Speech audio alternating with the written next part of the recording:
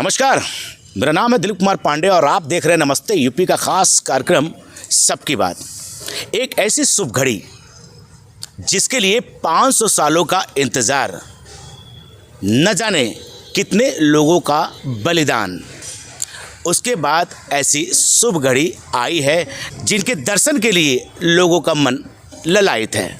जी हाँ, हम बात कर रहे हैं राम मंदिर प्राण प्रतिष्ठा की। 22 जनवरी 2024 को प्रधानमंत्री नरेंद्र मोदी के द्वारा रामलला की राम मंदिर में प्राण प्रतिष्ठा की जाएगी, जिसके लिए हर घर पूजित अक्षत आमंत्रण दिया जा रहा है। ये सौभाग्य उन लोगों का जिनको ये आमंत्रण मिल रहा है। आज इसी पे हम चर्चा करेंगे, बात करेंगे कि आखिर पूजित अक्षर आमंत्रण है क्या। साथ ही प्रभु राम के बारे में भी बातें होंगी, चर्चा होगी, विपक्ष क्या कह रहा है, क्या नहीं कर रहा है। इन सब पे बात करने के लिए हमारे साथ है रेणुकूट के गणमान्य लोग, जिनसे हम आज बात करेंगे।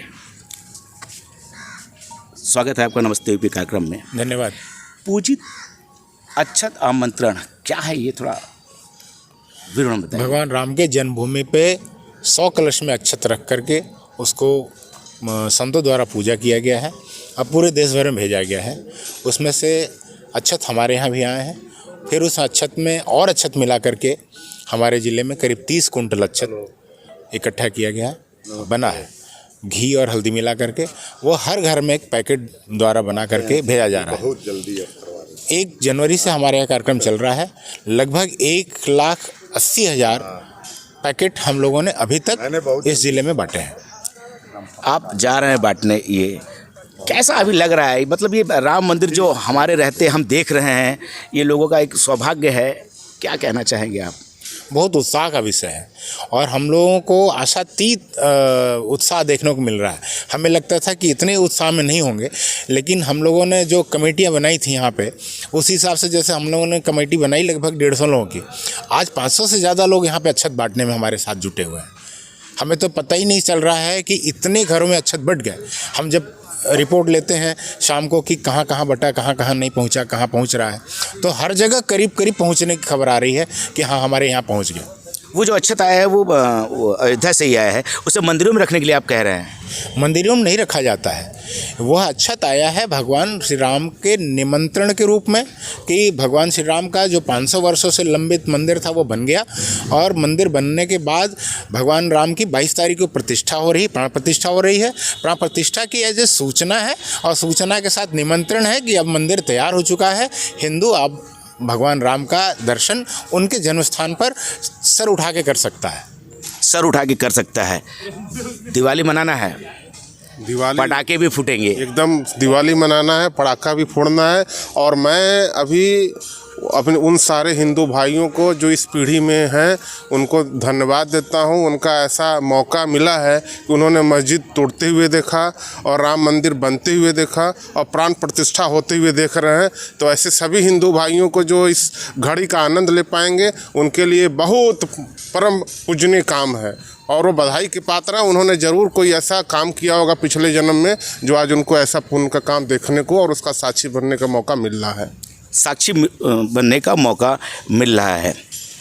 500 साल का एक लंबा इंतज़ार करना पड़ा, गोलियां चली, कितने लोग चले गए।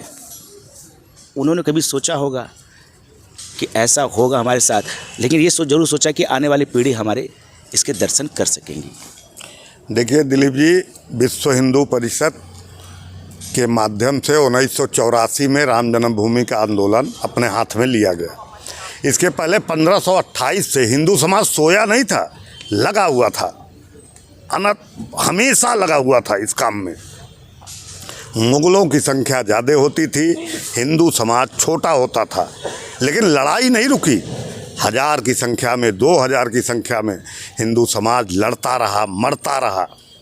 क्यों मरता रहा? कि आने वाली पीढ़ी को यह एहसास हो कि भगवान राम की जन्मभूमि अयोध्या ही है। नहीं तो लोग भूल गए होते। यह हमारे पूर्वजों ने हमें याद दिलाया और उसी का परिणाम था कि 1984 में इस देश के हिंदू हृदय सम्राट माननीय अशोक जी सिंघल ने एक बीड़ा उठाया कि राम लला हम आएंगे, मंदिर वहीं बनाएंगे, जहां राम ने जन्म लिया मंदिर वहीं बनाएंगे। यही एक बोध वाक्य था विश्व हिंदू परिषद का। और उसको लेके कितनी यात्राएं हुई। हिंदू समाज को पहले जोड़ने का काम हुआ। हिंदू समाज जाति, मजहब, मत, पंथ में बटा हुआ था। इस हिंदू समाज को जोड़ने के लिए विश्व हिंदू परिषद ने एकात्मता यात्रा निकाली, समरसता का कई कार्यक्रम किया। परिणाम आज आपको सामने दिखाई पड़ रहा है। हिंदू समाज लगभग जुड़ चुका है। कुछ लोग दिग्भ्रमित हैं, तो वो तो कंस और रावण के ज़माने में भी होते थे।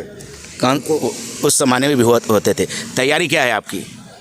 तैयारी हम लोगों की है कि पूरे भारतवर्ष अपितु विश्व के जिन भी स्थानों पे हिंदू रहते हैं उन सबको यह उत्साहवर्धक खबर दी जाए, सबको निमंत्रित की जाए। सब 22 तारीख के बाद अयोध्या आएँ, प्रभु का दर्शन करें, अपने पूर्वजों के दिए गए बलिदानों को सार्थक और पूर्ण होते हुए देखें और उत्साही हों। राम हमारे राष्ट्र के प्राण हैं। रामो धर्वान विग्रह, वो साक्षात मूर्तिमान हैं। उनके विग्रह की स्थापना इस देश के यशस्वी प्रधानमंत्री माननीय नरेंद्र मोदी द्वारा जब 22 तारीख को की जाएगी तो अति उत्साह होगा। इस कलयुग में भी त्रेता युग होगा। जितने राष्ट्र संतों ने, महात्माओं ने, कितने कारसेवकों ने, बलिदानियों ने, 16-16 साल के लड़के जैसे आप टीवी में देख रहे हैं, दिखा रहा है कि वो बलिदान हुए थे, उनकी आत्माओं को तृप्ति मिलेगी और पूरा राष्ट्र भगवामय होगा, राममय होगा। राममय होने का अर्थ है कि आदर्श पिता, आदर्श पुत्र, आदर्श भाई, आदर्श पति, आदर्श मित्र। राम से बड़ा मित्र कौन होता है? और अगर आप बोले जैसे कि राम को कोई नहीं मान रहा है, तो गोस्वामी जी ने सीधे लाइन लिखा कि तजो पिता प्रहलाद विभीषण बंधु भरत महतारी, तजियो ताहि कोटि बैरी सम जद्यप परम समय। कितना भी स्नेही हो, अगर वो राम का द्रोही हो तो उसको त्याज दीजिए। और राम का है तो उसके घर घर उसके निमित्त हम सब जा रहे हैं और सबको निमंत्रण दे रहे हैं, उत्साहवर्धन के साथ दे रहे हैं। लोग पुष्प बरसा रहे हैं, जलपान करा रहे हैं, स्वागत कर रहे हैं, इंतज़ार कर रहे हैं कि हमारे घरे कब अच्छत आए। यह उत्साह है। यह साक्षात कहा जाता है कि राजा में देवता का अंश होता है। हमारे यहाँ इस समय जो 2 जनसेवक अपने को कहते हैं, राजा नहीं कहते, माननीय योगी आदित्य महाराज जी, माननीय नरेंद्र मोदी जी, ये सब इतिहास पुरुष हैं, महापुरुष हैं। यह किसी भी देश को बड़े सौभाग्य में मिलते हैं। तो हम सब सौभाग्यशाली हैं। जैसा कि मनोज जी ने कहा कि हम लोगों ने मंदिर टूटते हुए भी, मस्जिद टूटते हुए भी देखा, मंदिर बनते हुए देखा, सारे संघर्षों। तो वास्तव में हम लोग सौभाग्यशाली हैं कि आने वाली पीढ़ी को बता सकेंगे। सौभाग्यशाली है। अब पूरा भारत, यूँ कहें कि पूरा ब्रह्मांड राममय हो गया है। अच्छा, ये बताइए कि पक्ष विपक्ष को लेके बड़ी लड़ाइयाँ चल रही है। कोई भी राम पे कुछ भी बोलने को तैयार हो जाता है। अभी तेजस्वी ने कहा बयान में, अपने एक मंच से कहा कि भाई राम मंदिर की क्या ज़रूरत है, अगर चोट लगेगी तो आप मंदिर जाएंगे या पहले अस्पताल जाएंगे? तो ये क्या दिखावा हो रहा है? देखिए, तेजस्वी जी की बात ही छोड़ दीजिए। है क्या कि तेजस्वी जी का बयान रोज़ रोज़ बदल जाता है। पहले उन्होंने कहा कि मंदिर बनाने की क्या ज़रूरत है, चोट लगेगा तो हॉस्पिटल जाना पड़ेगा। अरे उनसे पूछिए कि उनको यदि भोजन करने की ज़रूरत होगी तो भोजनालय चाहिए कि नहीं, उनको शिक्षा की ज़रूरत पड़ेगी तो हॉस्पिटल चाहिए, जाएंगे वो कि जो है स्कूल जाएंगे। तो हर चीज़ की अपनी अपनी आवश्यकता है। सुबह आदमी जाता है, उसे सुबह उठता है तो उसे शौचालय की ज़रूरत होती है, हॉस्पिटल की ज़रूरत नहीं होती है। वैसे ही जब मन की शांति की ज़रूरत है तो हमें लोक परलोक सुधारने के लिए मंदिर की ज़रूरत पड़ेगी। ज़रूरत नहीं है कि हमें हॉस्पिटल जाना हो। हर चीज़ की अपनी अपनी आवश्यकता है। घर में हर चीज़ की, हमारा एक छोटा सा घर होता है, उसमें भी स्नानागार अलग होता है, किचन अलग होता है, शयन कक्ष अलग होता है, बैठका अलग होता है।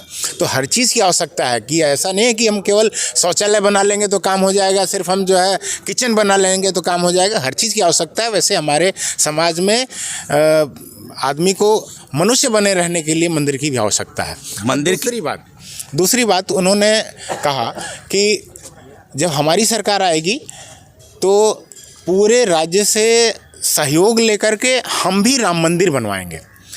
तो उसके बाद उनका बयान जो था उनका, वो कहते हैं कि उससे क्या है, जनता ये समझ जो है जो राम मंदिर का पत्ता है, जो भाजपा ये लेके कार्ड खेलती है धर्म को लेकर के, तो वो टूट जाएगा। मतलब दो चीज़ें नज़र आती हैं कि वह जब सरकार में आएंगे तो वो सरकार बनाएंगे तो वो पैसा सरकार से नहीं देंगे राम मंदिर बनाने के लिए, वो मंदिर बनवाने के लिए जनता से पैसा लेंगे।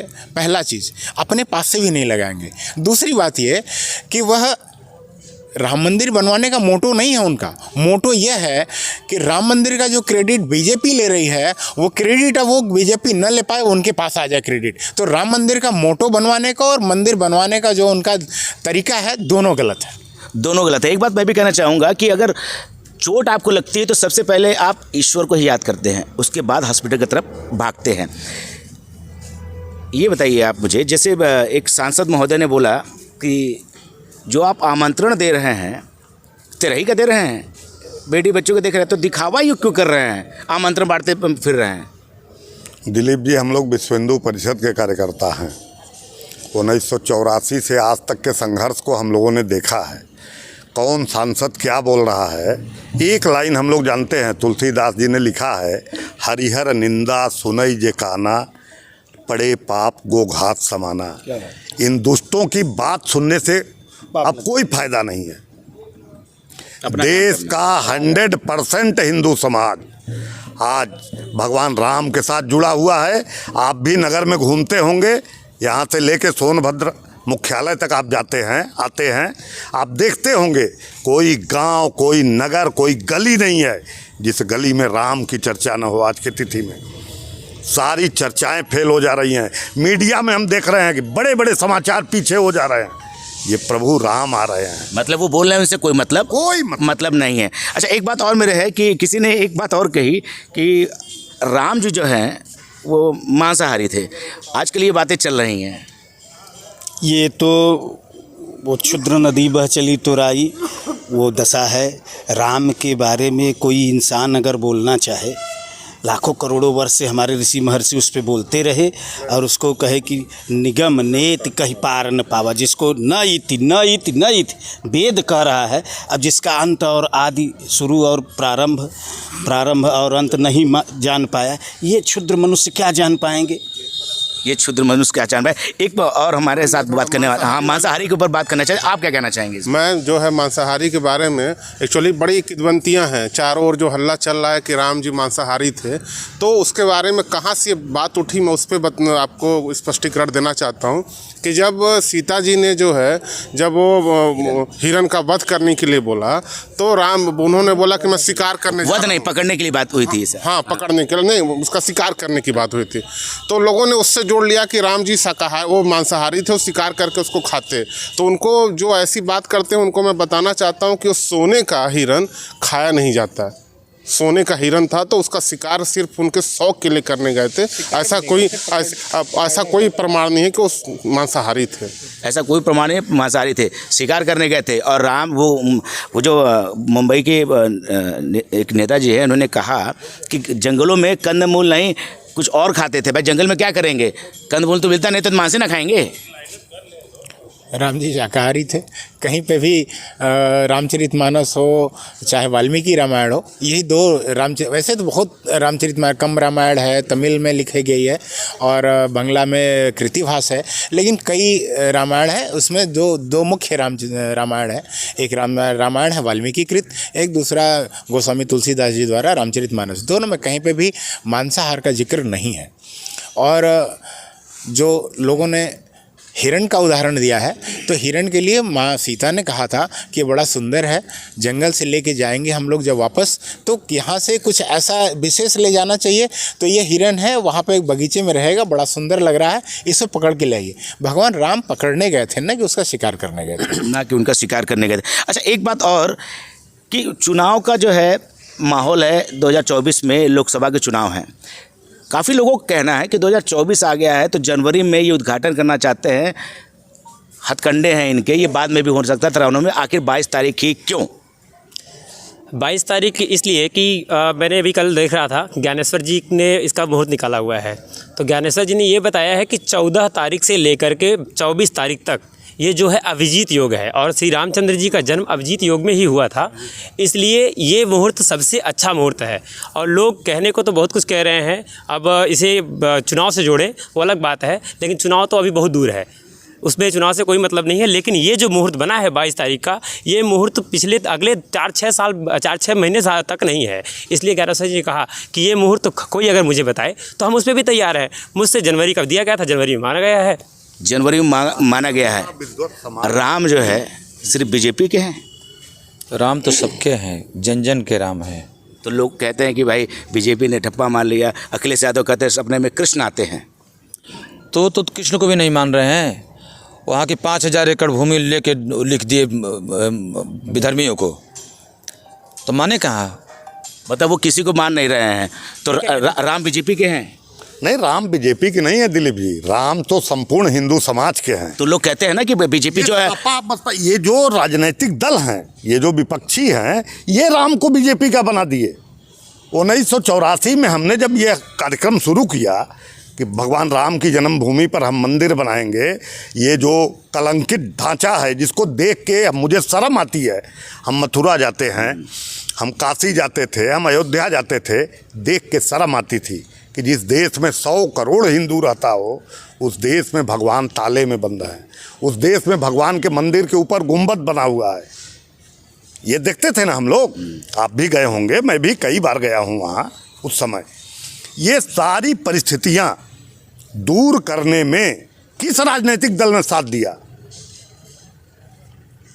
कांग्रेस अखिलेश जी भी कर सकते थे। भाई कांग्रेस ने भी कहा कि ताला पहले राजीव गांधी ने खुलवाया था। कांग्रेस ने आंदोलन, जब हमने आंदोलन किया 1990 में, मैं भी था अयोध्या में, वहाँ हम लोग बैठे हुए थे, BSF के लोगों से हम लोगों ने पूछा कि सवेरे क्या होगा, तो कहे अगर केंद्र का आदेश आएगा तो गोली चलेगी, मरना पड़ेगा आप लोगों को। मरने के लिए बैठे थे वहाँ हिंदू समाज के लोग, जिस दिन शिलान्यास था। लेकिन भीड़ का दबाव देख के, राम भक्तों का उत्साह देख के, केंद्र की नरसिम्हा राव सरकार, बूटा सिंह गृह मंत्री थे, उन्होंने आदेश दिया कि नहीं, अमुक जगह पर ही शिलान्यास होगा। तो ये दबाव में हमेशा काम करते गए।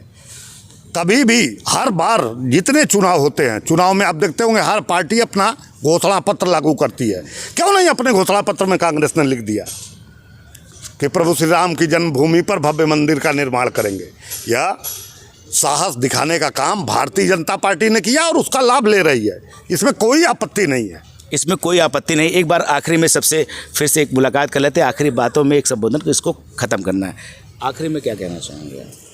हम यही कहना चाहेंगे कि यह सौभाग्य है, अगर कोई भी विपक्षी कह रही कि भारतीय जनता पार्टी, RSS, विश्व हिंदू परिषद, बजरंग या अनेक हिंदूवादी संगठन इसमें लगे हैं, तो अगर वो भी अपने को हिंदू मानते हैं या सनातन मानते हैं तो वो भी आए, स्वागत है। हम तो सभी को बुला रहे हैं और देसी घी का हलवा खिला के बुला रहे हैं। आइए, अपने पूर्वकृत पापों को नष्ट करिए, भगवान का दर्शन करिए, अपने जीवन को धन्य करिए। अगर फिर भी नहीं आ रहा है तो उनको छोड़ देना चाहिए। जैसा कि अभी सत्संग प्रमुख जी ने कहा कि हरिहर निंदा सुने जे काना, तो प्रभु की निंदा सुनना ही एक अपराध है। ऐसे लोगों के बारे में हम लोग बात नहीं करना चाहते हैं।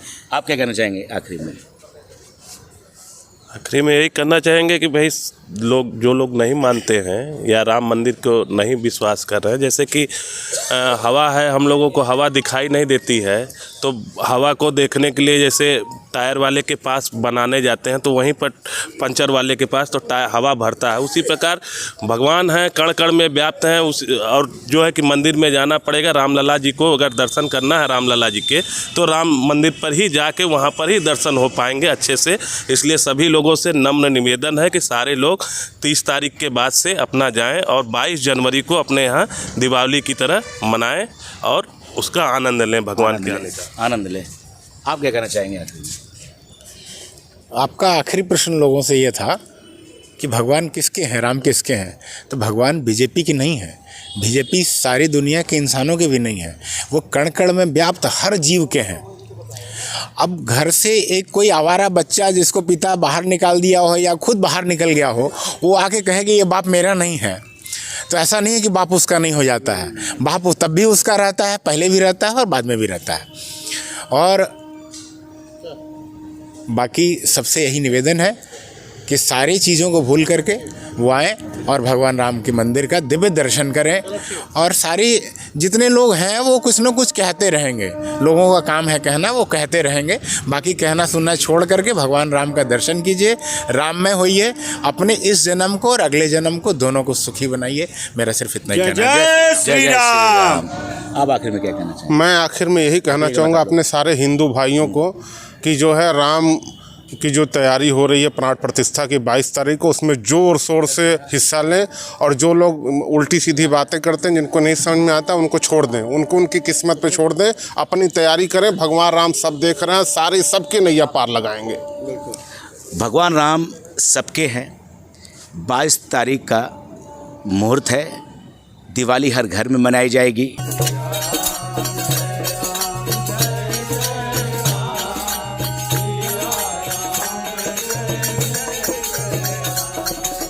आज के लिए बस इतना ही। अगली बार फिर एक नई बात होगी, किसी के साथ होगी, सबकी बात होगी। तब तक के लिए नमस्ते। जय श्री राम। जय श्री राम।